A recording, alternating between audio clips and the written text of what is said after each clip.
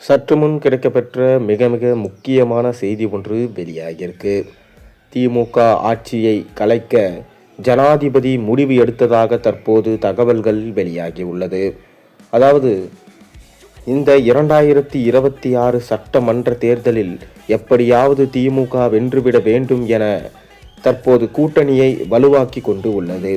ஆனால் நடைபெற்று கொண்டிருக்கும் சட்டசபையில் முதல் நாளே ஆளுநர் அவர்கள் அவமானப்படுத்தப்பட்டு வெளியேற்றப்பட்டார். தொடர்ந்து ஆளுநர் அவர்கள் தேசிய கீதம் முதலாவதாக பாட வேண்டும், அவ்வாறு செய்யக்கூடாது என மிக பெரும் பிரச்சனை ஏற்பட்டு கடைசியில் ஆளுநர் வெளிநடப்பு செய்தார். அதனால் திமுக ஆட்சியில் சட்ட ஒழுங்கு என்பது சரியில்லை என பல்வேறு குற்றச்சாட்டுகளுடன் ஆளுநர் மீண்டும் மீண்டும் ஜனாதிபதிக்கு கடிதம் எழுதியதாக தற்போது தகவல்கள் வெளியாகியுள்ளது. மேலும் ஆளுநர் இவ்வாறு கடிதம் எழுதியது அதன் காரணமாக தான் ஜனாதிபதி திமுகவின் ஆட்சியை கலைக்க முடிவு எடுத்துள்ளதாகவும் தற்போது தகவல்கள் வெளியாகியிருக்கிறது. ஆனால் சட்டமன்ற தேர்தலுக்கு இன்னும் 3 மாத காலங்கள் தான் உள்ளது. இந்த நிலையில் தற்போது ஆட்சியை கலைத்தால் அதன் மூலமாகவே திமுக தலைவர் ஸ்டாலின் அவர்களுக்கு ஆதரவாக அனைவரும் கிளம்பி விடுவார்கள். தொடர்ந்து இதை வைத்தே 2026 சட்டமன்ற தேர்தலில் வெற்றி அடைந்து விடுவார்கள்.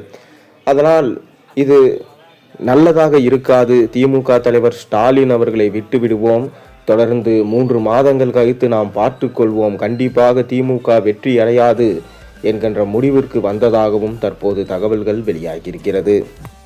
மேலும் தேர்தல் தேதி அறிவிக்கும் வரை மட்டுமே திமுக தலைவர் ஸ்டாலின் அவர்களின் ஆட்சி அதிகாரங்கள் செல்லும். தொடர்ந்து அவரால் தேர்தல் தேதி அறிவிக்கப்பட்ட பின்னர் கையெழுத்துகளையோ முக்கியமான அறிவிப்புகளையோ அவரால் விடுவிக்க முடியாது.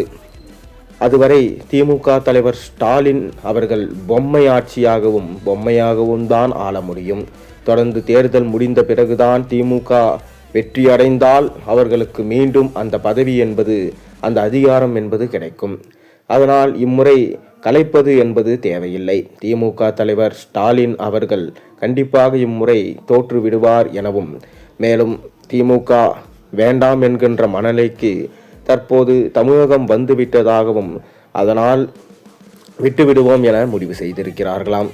தொடர்ந்து ஆளுநர் அவர்கள் எடுத்த முடிவு சரியானதா? திமுக இம்முறை வெற்றி பெறுமா பெறாதா? உங்கள் கருத்துக்களை மறக்காம கீழே கமெண்ட் வாயிலாக தெரிவியுங்க.